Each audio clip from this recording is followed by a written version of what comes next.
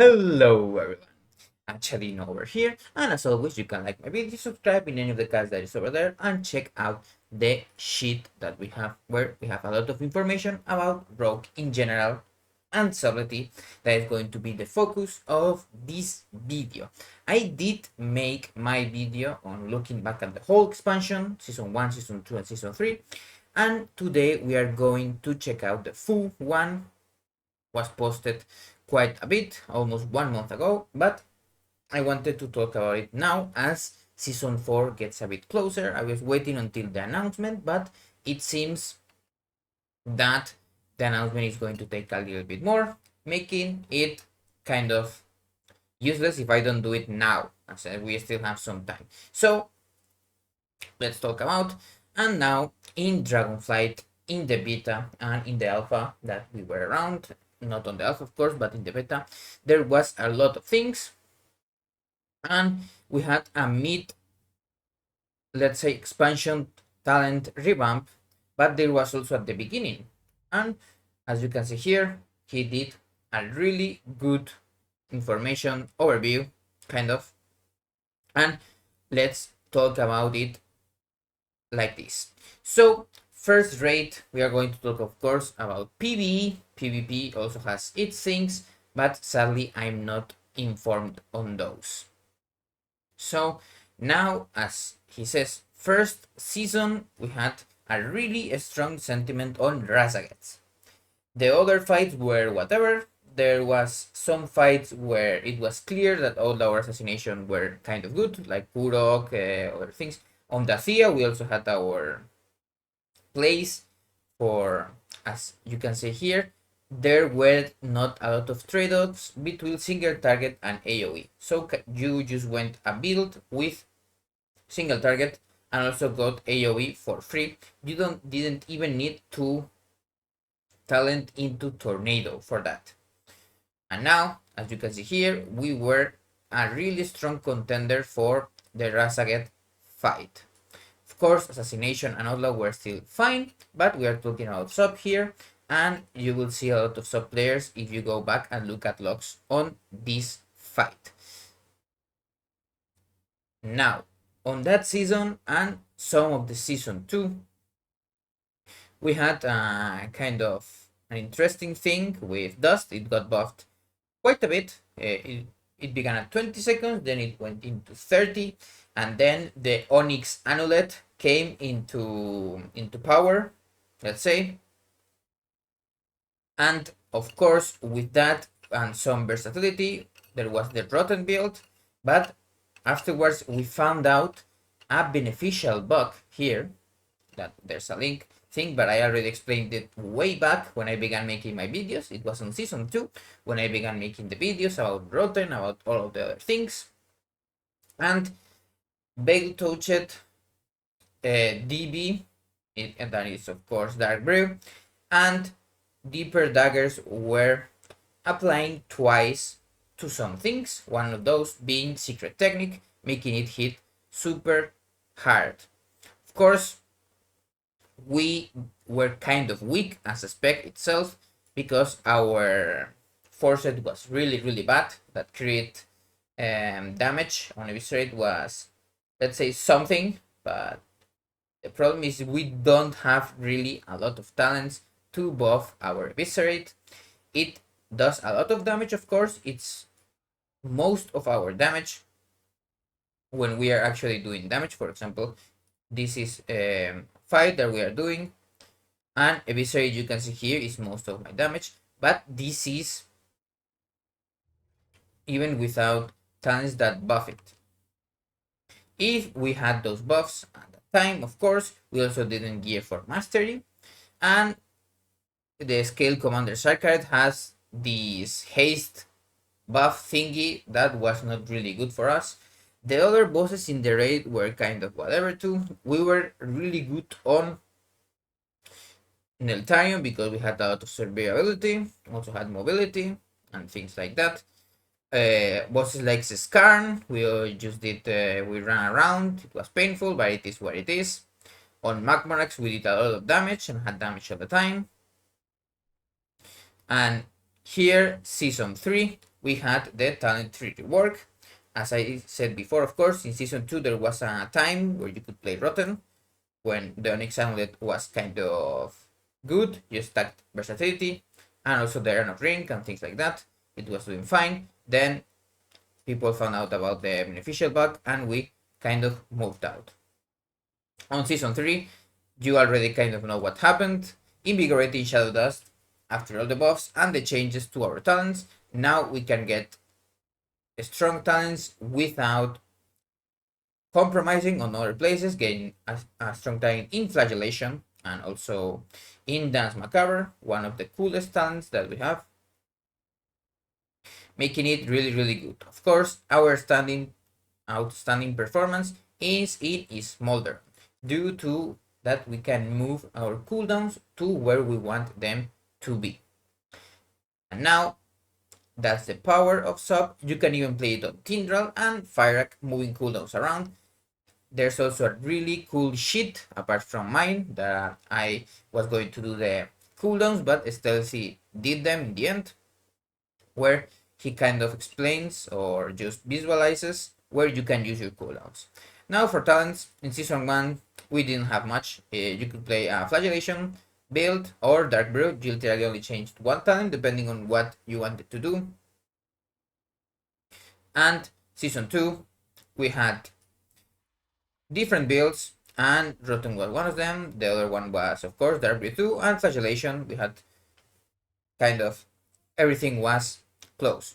And now for season 3, you mainly play with the Secret Technique with Coldblood and the build that uses Shadow Dust and Dance Macabre and Shadowcraft, one of the coolest talent that we have seen in a lot of time.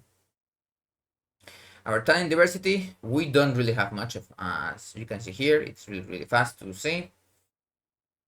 We just use our finishers, our builders, and then do damage.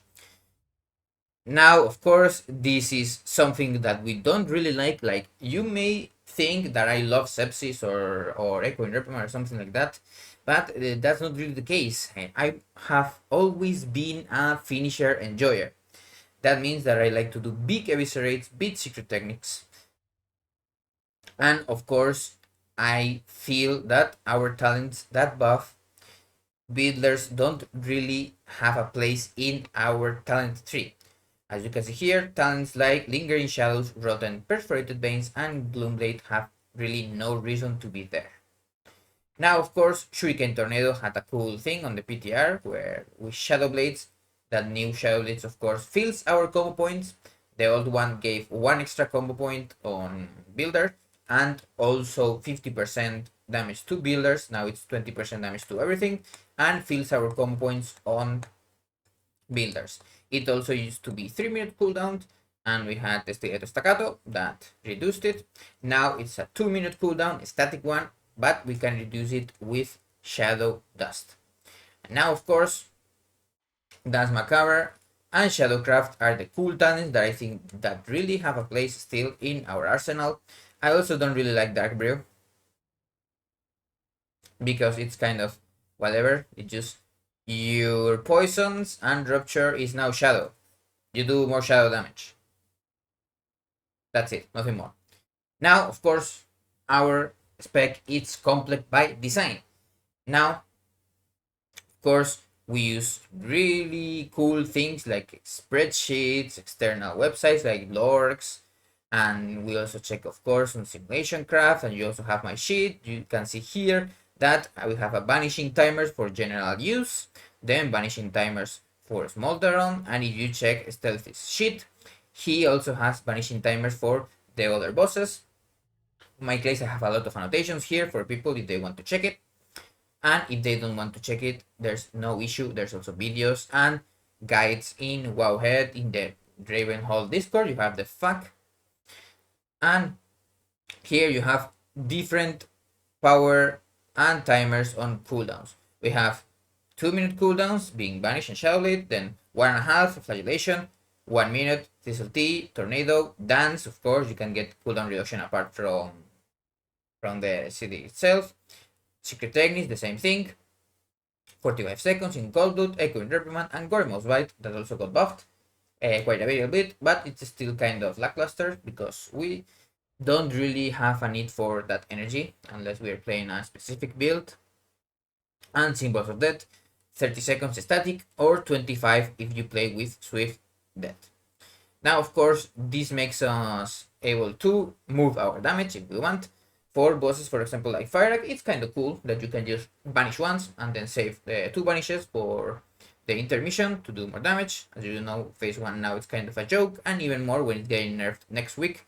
This week is the 1st of March of 2024, so just as you know. Now, our highest weakness is our low target cleave.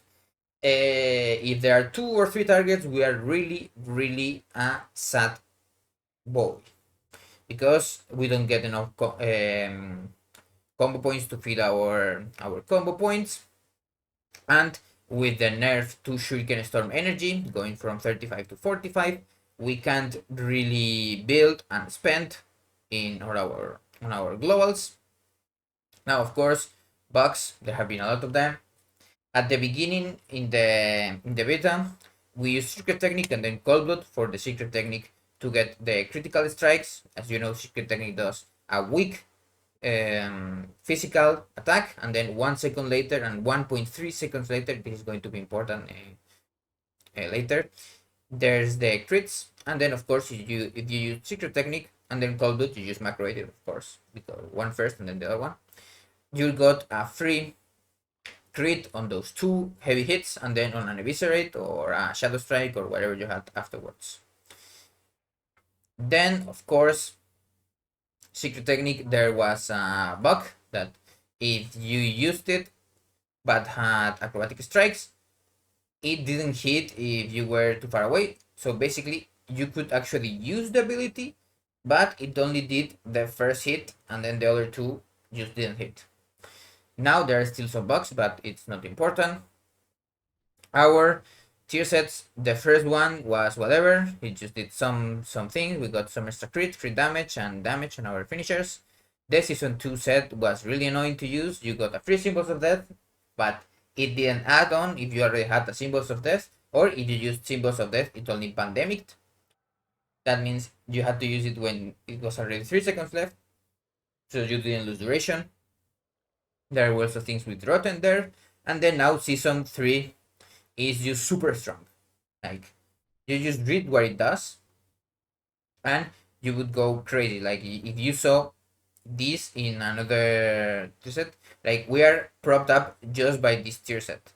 We get free combo points and free damage, and that free damage can come as a huge high roll with Shadow Rupture, as you can see in many of my videos with the gambling themes. Now, conclusion, we had a cool expansion, but a lot of people jumped ship because they don't really like the complexity. And to be honest, I do like it, but we also have like a kind of a half-baked rework we had, let's say, because a lot of the talents that are completely useless and don't really have a use, like they are just here to be here because they were once a part of the kit and whatever. Also, I hate Weapon Master. That doesn't work with everything. Chris bring back our old boy. Now, things for War Within. We would really love to still have, of course, Flagellation and Shadow Blades as they are now. They are really cool cooldowns.